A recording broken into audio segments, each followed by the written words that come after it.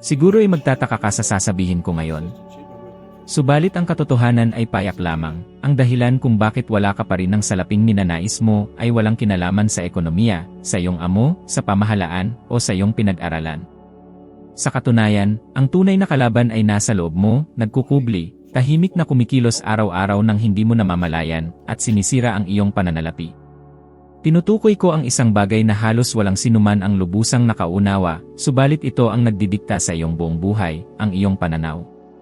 Alam mo ba yaong palagi ang pakiramdam na nagtatrabaho, ngunit walang natitira sa pagtatapos ng buwan? O yaong takot na pumipigil sa iyo sa tuwing naiisip mong mamuhunan, magpalit ng trabaho, o magsimula ng negosyo? At ang pinakamasama, yaong tinig sa iyong loob na laging nagsasabi, hindi ito para sa iyo, hindi ka magkakaroon ng tunay na salapi. Alam ko ang tinig na iyan, sumigaw na rin yan sa aking isipan sa loob ng maraming taon. Ginugugol ng karamihan ng tao ang kanilang buong buhay na sinusubukang lutasin ang problema ng kawalan ng salapi sa pamamagitan ng pagtingin sa mga maling lugar. Naniniwala sila na ang may sala ay ang mababang sweldo, ang hindi makatarungang pamahalaan, ang kawalan ng oportunidad, at ang ilan ay iniisip pa na ipinanganak sila na may isang uri ng sumpa sa pananalapi. Subalit ang totoo ay hindi kailanman nasa labas ang tunay na problema, palaging nasa loob. Palaging usapin ng pananaw. Sa loob ng maraming taon, ako mismo ay nahulog sa patibong na ito. Sinubukan ko ang lahat, nagkaroon ako ng 2, 3 trabaho, tumanggap ako ng mga oras ng overtime, nagsakripisyo ako sa pagtatrabaho tuwing Sabado at Linggo, mga pista opisyal. Lahat ng ito sa pag-aakalang sa wakas ay lilitaw na ang salapi. Subalit gaano man ako magsumikap, palaging pareho ang resulta. Patuloy na nadaragdagan ang mga bayarin, hindi kailanman sapat ang salapi, at tumataas lamang ang pagkabigo. Dito ko nagsimulang mapansin ang isang bagay, habang patuloy kong sinusubukang baguhin lamang ang mga resulta, nang hindi binabago ang sanhi, walang magbabago. At alam mo ba kung ano ang sanhi? Ang aking pananaw. Yaong hindi nakikitang programa sa isipan na nagpapanatili sa akin na nakakulong sa isang pattern ng kakulangan sa pananalapi. Isang uri ng autopilot na nagpapasya para sa akin kung magkano ang maaari kong kitain, gastusin, at maging kung magkano ang dapat kong itago. Ito ay mas karaniwan kaysa sa iyong naiisip. Ilang beses mo na bang nasabi ang mga katagang tulad ng, hindi namumunga ng salapi ang puno, para kumita ng salapi kailangan mong maghirap, o nagiging mayaman lamang ang mayaman dahil pinagsasamantalahan nila ang iba? Tila hindi nakakapinsala ang mga katagang ito, subalit ang mga ito ay tulad ng mga binhi ng kakulangan na itinanim sa loob ng ating isipan. At ang pinakamasama sa lahat, kahit nabigyan ka ng buhay ng isang pagkakataon na kumita ng higit pa, kung hindi magbabago ang iyong pananaw sa pananalapi, sinasabotahe mo ang lahat. Makakakuha ka ng pagtaas ng sweldo, at biglang lilitaw ang mga bagong gastusin. Makakatanggap ka ng hindi inaasahang salapi, at agad nalilitaw ang isang problema sa kotse, isang bayarin sa emergency, isang utang na hindi mo man lang maalala. Hindi ito pagkakataon, ito ay programa sa isipan. May isang panahon, bago ako magsimulang magturo tungkol dito, nagtatrabaho ako bilang bombero sa Toronto. Mayroon akong isang nakapirming sweldo, walang malaking inaasahan ng paglago. At gayunpaman, nakikita ko ang mga katrabaho na kumikita ng pareho sa akin na nakakapag-impok, namumuhunan, habang halos hindi ko kayang bayaran ang upa. Alam mo ba kung bakit? Dahil iba ang kanilang pananaw. Naniniwala sila na karapat-dapat silang umunlad, hindi ako. Ito ay isa sa pinakamahirap na pagtanto na mayroon ako sa buhay. Tumingin sa salamin at mapansin na ang aking pinakamalaking kaaway ay ako mismo. Na ang kwento na sinasabi ko sa aking sarili tungkol sa pagiging mahirap, tungkol sa kawalan ng swerte, ay isang dahilan lamang upang hindi harapin ang katotohanan. Sinasabotahin ng aking subconscious ang bawat hakbang na ginagawa ko patungo sa kaunlaran. At alam ko na maaaring mahirap tanggapin ito.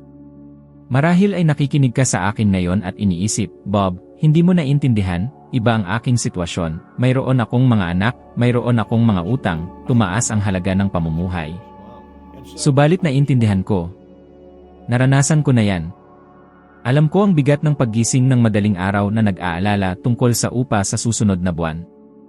Alam ko kung ano ang pumili sa pagitan ng pagbabayad ng bayarin sa kuryente o pagbili ng pagkain. Subalit alam ko rin na mayroong isang paraan. At nagsisimula ito sa loob ng iyong isipan. Ang unang bagay na kailangan mong gawin ay tumigil sa pagtingin sa labas at simulan ang pagtingin sa loob. Pagmasdan ang iyong mga otomatikong pag-iisip tungkol sa salapi. Isulat ang mga paniniwala na dala mo mula noong pagkabata. Tanungin ang iyong sarili, saan nagmula ang ideyang ito na hindi ako karapat-dapat magkaroon ng salapi? Dahil maniwala ka, karapat-dapat ka. Karapat-dapat tayong lahat.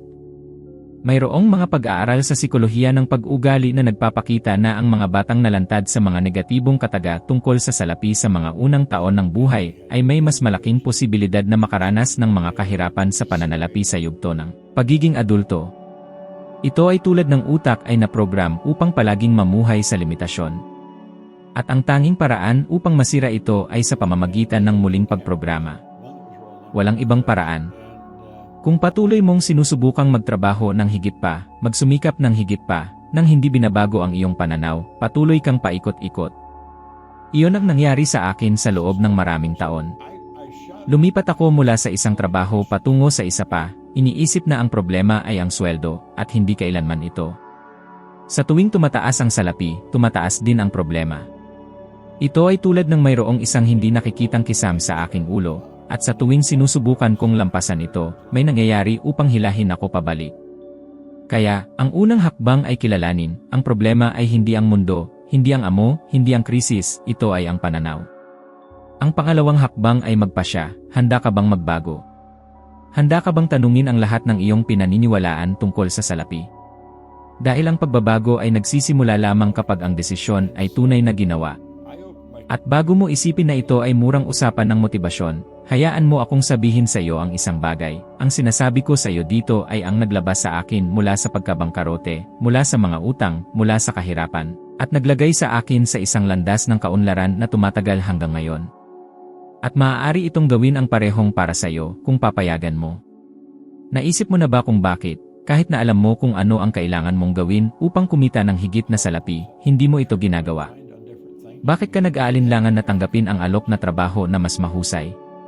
Bakit mo ipinagpapaliban ang pagsisimula ng proyektong iyon na maaaring magpabago sa iyong buhay? O ang mas masahol pa, bakit ka, sa tuwing makakatanggap ka ng dagdag na salapi, gumawa ng paraan upang gastusin ang lahat na parang susunugin ng salapi ang iyong bulsa? Hindi ito kakulangan ng talino, ni kakayahan, lalong hindi katamaran. Ang nasa likod ng lahat ng ito ay isang bagay na mas malalim, hindi nakikita ng iyong mga mata, subalit labis na makapangyarihan, ang mga emosyon at paniniwala na nakaugat sa iyong subconscious tungkol sa salapi. Inabot ako ng maraming taon upang maunawaan ito. Sa loob ng mahabang panahon, nakita ko ang aking sarili na inuulit ang mga pattern na nagpapanatili sa akin na bangkarote. Kapag kumita ako ng kaunti pa, nakaramdam ako ng kakaiba, hindi komportable, na parang hindi ito para sa akin. Ito ay tulad ng mayroong isang emosyonal na trangka na nag-uudyok sa akin na bumalik sa parehong antas tulad ng dati. At alam mo ba ang pinakanakakagulat? Mayroong isang teknikal na pangalan para dito. Tinatawag ng mga psikologo na termostato ng pananalapi. Isang konsepto na napatunayan sa mga pag-aaral ng neuroscience na nagpapakita na, tulad ng termostato ng iyong bahay na nagpapanatili ng temperatura sa loob ng isang tiyak na limitasyon, pinapanatili ng iyong isipan ang iyong buhay sa pananalapi sa loob ng isang pattern na itinuturing nitong ligtas at pamilyar. Kung susubukan mong kumita ng higit pa sa pattern na ito, lilikha ang iyong subconscious ng mga sitwasyon upang hilahin ka pabalik. Ilang beses mo na bang nakita ang isang tao na nanalo sa loterya at, pagkalipas ng ilang taon, ay mas masahol pa kaysa sa dati? Nangyari ito kay Michael Carroll sa United Kingdom. Nanalo siya ng katumbas na 10 milyong piso sa loterya, at sa loob ng mas mababa sa 5 taon, nawala ang lahat. Mga pagdiriwang, mga impulsive na pagbili, ganap na iresponsableng mga desisyon sa pananalapi, dahil ang kanyang pananaw, ang mental na termostato, ay naprogram para sa kahirapan. At tingnan mo, naranasan ko rin ito, subalit sa ibang paraan. Nang magsimula akong magbigay ng mga panayam at ang aking mga unang tseke na mas mataas ay nagsimulang dumating, hindi ko napigilan ang salapi. Nakakita ako ng isang dahilan upang gastusin ang lahat. May isang pagkakataon na nakatanggap ako ng isang bayad na noong panahong iyon ay tila napakalaki sa akin. At alam mo ba kung ano ang ginawa ko? Bumili ako ng isang ginamit na kotse na hindi ko naman kailangan, para lamang makaramdam ng mabuti sa loob ng ilang araw, at pagkatapos ay bumalik ako sa parehong hirap tulad ng dati. Sa sandaling iyon, wala akong ideya na sumisigaw ang aking subconscious. Hoy Bob, bumalik sa iyong karaniwang antas, hindi ka pa handa para sa higit pa. At marahil ay nararanasan mo rin yon. Maaaring sa tuwing lumitaw ang isang pagkakataon na kumita ng higit pa, nagsisimula kang makaramdam ng isang kakaibang takot, isang pagkabalisa, isang pakiramdam na magiging mali ito, at sinasabotahe mo ang lahat. Ang pagbara na ito ay emosyonal. Nakatali ito sa mga karanasan na mayroon ka sa salapi mula noong pagkabata. Marahil ay lumaki kang naririnig ang iyong mga magulang na nag-aaway dahil sa mga bayarin. O narinig mo ang mga katagang tulad ng, marumi ang salapi, hindi mabuti ang mayayamang tao, kung gusto mo ng salapi kailangan mong maghirap ng labis. Ang bawat isa sa mga katagang ito ay tulad ng isang ladrilyo na nagtatayo ng isang pader sa loob mo. Isang hindi nakikitang pader na pumipigil sa iyo na sumulong. At narito ang isang kawili-wiling datos, isang pag-aaral mula sa Universidad ng Cambridge ang nagtapos na hanggang sa edad na 7 taong gulang karamihan sa mga paniniwala sa pananalapi ng isang tao ay nabuo na. Ibig sabihin, ngayon, sinusubukan mong harapin ang salapi gamit ang mga konsepto na nilikha ng isang 7 taong gulang na bata. Kaya, hindi sapat na magbasa lamang ng mga aklat sa pananalapi, manood ng mga video na nagbibigay inspirasyon o gumawa ng mga kalkulasyon at spreadsheet. Hanggat hindi nagbabago ang iyong emosyonal na pananaw, ang salapi ay maaaring lumitaw, subalit ito ay dadaloy sa iyong mga kamay tulad ng buhangin. Kaya pakinggan mo ako, ang unang hakbang ay magkaroon ng kamalayan sa mga emosyong ito. Sa tuwing isipin mo ang salapi at makaramdam ng takot, pagkabalisa o maging galit, huminto, huminga ng malalim, at tanungin ang iyong sarili, saan nagmula ito? Ito ba talaga ang katotohanan? O ito ba ay isang refleksyon lamang ng isang lumang pananaw na natutunan ko nang hindi ko namamalayan? Ginugol ko ang mga taon na sinasabotahe ang aking sarili, hanggang sa araw na nagpasya akong harapin ito. Nagsimula akong magsulat ng mga bagong pahayag, inuulit sa aking sarili araw-araw na ang salapi ay dumadaloy sa akin ng madali, nakarapat-dapat ako sa kasaganaan, at kaya kong pangasiwaan ang malalaking halaga ng may karunungan at balanse. At hindi naging madali sa simula, lumaban ang aking subconscious, subalit sa pag-ulit at emosyon, nagsimulang magbago ang mga bagay. At iyan mismo ang kailangan mong simulan gawin ngayon. Hindi bukas, hindi sa susunod na linggo, ngayon. Dahil habang patuloy mong pinapakain ng takot, patuloy na tatakas ang salapi sa iyo. Ang pinakamalaking pagbabago sa aking buhay sa pananalapi ay nangyari nang matuklasan ko na ang tanging paraan upang baguhin ang aking mga resulta ay ang muling pagprograma ng aking pananaw. Gaano man ako magsumikap, hanggat hindi ko binabago ang imahe na mayroon ako sa aking sarili kaugnay ng salapi, patuloy na pareho ang lahat. Kaya, ngayon gusto kong maunawaan mo ang isang bagay na ganap na nagpabago sa takbo ng aking kwento. Ang kapangyarihan ng may malay na pag-uulit upang lumikha ng isang bagong mental na programa. Naaalala ko ang isang yugto kung saan ako ay lubos na nalubog sa mga utang, walang inaasahan, at may isang pagpapahalaga sa sarili na nasa sahig. Sa sandaling iyon ko nakilala ang isang payak na konsepto, subalit lubos na makapangyarihan, lumikha ng isang bagong nangingibabaw na ideya sa isipan sa pamamagitan ng pang-araw-araw na pag-uulit. At kapag sinabi ko ang pag-uulit, hindi ito isang bagay na passive, walang emosyon. Ito ay isang buhay na pag-uulit, na may damdamin, na may intensyon, na parang ang bawat salita ay may kapangyarihan na baguhin ang aking katotohanan, dahil sa katunayan, mayroon nga. Kaya, sinimulan ko ang isang proseso na maaaring magmukhang kabaliwan sa marami. Kumuha ako ng isang kwaderno at araw-araw, isinusulat ko ng 100 beses ang parehong positibong pahayag, palaging sa kasalukuyan, palaging na parang ang bagay na yon ay isa ng ganap na katotohanan. Ang unang pinili ko ay, ako ay labis na masaya at nagpapasalamat ngayon na ang salapi ay dumadaloy sa akin sa patuloy na lumalaking dami, mula sa maraming mapagkukunan, sa isang tuloy-tuloy na paraan. 100 beses sa isang araw. Araw-araw. Nang hindi nabibigo. Walang mga dahilan. At alam mo ba kung ano ang nangyayari sa mga unang araw? Sumisigaw ang aking isipan na ang bagay na yon ay katawa-tawa. Naririnig ko ang isang panloob na tinig na nagsasabi, Bob, nasasayang mo ang iyong oras. Hindi ito kailanman gagana. Tignan mo ang balance ng iyong account, tignan mo ang mga atrasadong bayarin sa iyong mesa. Subalit nagpatuloy ako. Dahil alam ko na yon ang tanging paraan upang masira ang lumang programa. At iyan mismo ang gusto kong gawin mo. Pumili ng isang pahayag na kumakatawan sa kung ano talaga ang gusto mong maranasan. Sumulat palagi sa kasalukuyan na parang nangyayari na.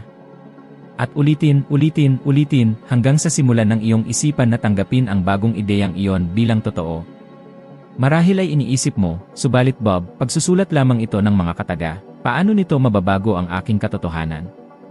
At sasagutin kita ng isang datos na hindi alam ng maraming tao. Ipinapakita ng mga pag-aaral mula sa Universidad ng London na ang utak ng tao ay nangangailangan ng hindi bababa sa 66 na araw ng patuloy na pag-uulit upang lumikha ng isang bagong neural na koneksyon na sapat na malakas upang palitan ang isang lumang ugali. Ito ay pisyolohiya. Hindi ito mahika, ito ay agham. Nakita ko itong nangyari sa sarili kong buhay at sa aking mga mag-aaral din mga tao na dati ay hindi makapag-impok ng isang sentimo na nabubuhay na may sumabog na card at pagkatapos nilang gamitin ang teknik na ito ng seryoso, nagsimulang makaakit ng mga bagong pagkakataon, magkaroon ng kalinawan sa mga desisyon sa pananalapi, at ang pinakamahalaga, baguhin ang kanilang sariling pag-ugali kaugnay ng salapi. Naaalala ko ang isang kliyente na naghanap sa akin na desperado. Siya ay may utang, marumi ang pangalan, walang inaasahan. Nagsimula siyang isulat ang parehong pahayag na ginamit ko, at sa mga unang linggo, tinawagan niya ako na sinasabi na tila lumalala ang lahat. Hiniling ko sa kanya na magpatuloy na magtiwala sa proseso. Pagkalipas ng 2 buwan, nakakuha siya ng isang hindi inaasahang promosyon sa trabaho, muling nakipag-ayos ng mga utang, at nagsimulang mag-impok sa unang pagkakataon sa kanyang buhay. Hindi ito pagkakataon, ito ay muling pagprograma sa isipan na kumikilos. Ngayon, hayaan mo akong magtanong sa iyo ng direkta. Ilang beses ka nang sumuko sa isang bagay sa unang linggo dahil lamang sa tila mahirap ito? Gusto mo bang baguhin ang iyong buhay sa pananalapi? Kaya harapin mo ito bilang isang hindi maipagpaliban na pangako sa iyong sarili. At kung gusto mong seryosohin ito, narito ang aking personal na hamon sa iyo. Sa loob ng susunod na 30 araw, pumili ng isang solong positibong pahayag tungkol sa salapi at isulat ito ng 100 beses sa isang araw. 100 beses. Walang mga dahilan. Nang hindi lumalampas sa mga araw. Nang hindi ginagawa ng kalahati. Kung gagawin mo ito, nang may emosyon, nang may pagtuon, nang may intensyon, ginagaranti ako sa iyo na sa lalong madaling panahon ay magsisimula kang mapansin ang mga banayad na pagbabago, at pagkatapos, malalaking pagbabago. Dahil ang buhay ay palaging tumutugon sa kung ano ang nakaukit ng mas matindi sa iyong subconscious. Sa puntong ito, marahil ay nagtataka ka pa rin kung ang lahat ng ito ay talagang gumagana para sa anumang aspeto ng buhay, o kung ito ay isang magandang teorya lamang na inilapat sa isang partikular na kaso tulad ng paggising ng mas maaga o pagkita ng kaunting pera. Kaya hayaan mo akong sabihin sa iyo ang isang bagay na maaaring hindi mo pa naiisip, ang proseso ng pagbabago ng pananaw ay gumagana para sa ganap na anumang resulta na gusto mong baguhin. Kung gusto mong pagbutihin ang iyong pananalapi, iyong kalusugan, iyong mga relasyon o iyong karera, ang pamamaraan ay pareho. Ang nagbabago lamang ay ang huling layunin na gusto mong makamit. At alam mo ba kung paano ko natuklasan ito? Ito ay nang magpasya akong subukan ang prosesong ito sa labas ng larangan ng pananalapi. Sa loob ng mahabang panahon, isa sa aking pinakamalaking kahirapan ay magkaroon ng disiplina sa oras ng paggising. Maaaring tila isang maliit na bagay, subalit sa katunayan, nakakaapekto ito sa aking buong pagiging produktibo, aking mga pangako, aking mga pagpupulong at, dahil dito, aking mga kita. Palagi kong itinakda ang alarm clock at nang hindi nag-iisip ng 2 beses, pinindot ko ang snooze button. Ulit-ulit ito araw-araw. At gaano man alam ko ang kahalagahan ng paggising ng maaga upang magkaroon ng isang mas produktibong araw, ang lumang ugali ay ganap na nananaig sa akin. Dito ko inilapat ang parehong teknik na ginamit ko upang baguhin ang aking pananaw sa pananalapi. Pumili ako ng isang napaka-espesipikong pahayag sa kasalukuyang panahon na parang ang bagay na yon ay ang aking katotohanan. Ang katagang isinulat ko ng 100 beses sa isang araw ay, ako ay labis na masaya at nagpapasalamat ngayon na, sa sandaling ako ay gumising, agad akong bumangon sa kama at sinisimulan ang aking araw ng may enerhiya. Sa mga unang araw, pinagtawanan ako ng aking intelekto. Naisip ko, Bob, ano ba ang kalokohang ginagawa mo? Mahigit ka ng 40 taong gulang at nagsusulat ka pa ng kataga ng bata. Subalit nagpatuloy ako. Nagpumilit. Pumunta ako hanggang sa huli. At ang resulta? Sa loob ng ilang linggo, nawala ang lumang ugali ng pagpindot sa snooze button. Automatiko ito. Iminulat ko ang aking mga mata at bumangon. Walang negosasyon. Walang panloob na usapan. Ang malaking aral sa likod nito ay ang pananaw, anuman ito, ay umiiral lamang dahil ito ay pinakain sa loob ng maraming taon sa pamamagitan ng pag-uulit at emosyon. At ang tanging paraan upang palitan ang isang lumang ideya ay ang pagtatanim ng isang bagong ideya na may higit na intensidad at pagkakapare-pareho. At ito ay totoo rin para sa iyo. Kung ngayon ang iyong hamon ay hindi ang paggising ng maaga, subalit ang magkaroon ng lakas ng loob na gumawa ng isang tawag sa pagbebenta, na makipag-ayos ng pagtaas, na simulan ang isang proyektong palagi mong ipinagpapaliban. Ang ugat ng problema ay pareho, isang lumang pananaw, hindi na napapanahon na kumokontrol sa iyo. At marahil ay nagtatanong ka, subalit Bob, bakit nakakaramdam ako ng labis na paglaban upang magbago, kahit na alam ko kung ano ang kailangan kong gawin? Ang sagot ay payak, kinasusuklaman ng iyong subconscious ang mga pagbabago. Ito ay idinisenyo upang panatilihin ka sa iyong komportableng lugar, kahit na ang lugar na iyon ay isang lugar ng kakulangan, takot at pagkabigo. Mayroong mga pag-aaral sa larangan ng neuroscience ng pag-ugali na nagpapakita na ang utak ng tao ay tumutugon sa mga pagbabago sa parehong antas ng stress na haharapin nito sa harap ng isang tunay na pisikal na banta. Kaya't nakakaramdam ka ng pagkabalisa, pag-aalinlangan, maging mabilis na tibok ng puso kapag iniisip mong gumawa ng isang bagay sa labas ng iyong karaniwang gawain. Subalit narito ang sikreto, kung ulitin mo ang bagong ideya ng sapat na beses, nang may emosyon, nang may kalinawan, nang may pagiging palagian, muling isasaayos ng iyong utak ang iyong pattern ng pag-ugali. Hindi ito mahika. Ito ay biology. At alam ko na marahil ay naghihintay ka ng isang himalang solusyon, isang bagay na instant, na parang ito ay isang mahiwagang pagpasa. Subalit ang tunay na pagbabago ay nangyayari sa maliliit na pang-araw-araw na desisyon na naipon ng may pagkakapare-pareho. Kaya ngayon tatanungin kita, ilang beses mo pa papayagan ang lumang pananaw na kontrolin ka? Ilang taon pa ng buhay ang ibibigay mo sa programang ito na nagpapanatili lamang sa iyo na nakakulong? Ano man ang resulta na gusto mong baguhin, ang daan ay pareho. Magsimula ngayon. Piliin ang bagong ideya na gusto mong ayusin sa iyong isipan. Isulat, damhin, ulitin, hanggang sa maging mas malakas ito kaysa sa lumang kwento na sinasabi mo sa iyong sarili. At para lamang tapusin, sinasabi nila na ang nagpapasya na baguhin ang isang pananaw ngayon, ay karaniwang tumitingin sa likod pagkalipas ng ilang buwan, at nagtatanong sa sarili, bakit hindi ko sinimulan ito noon pa?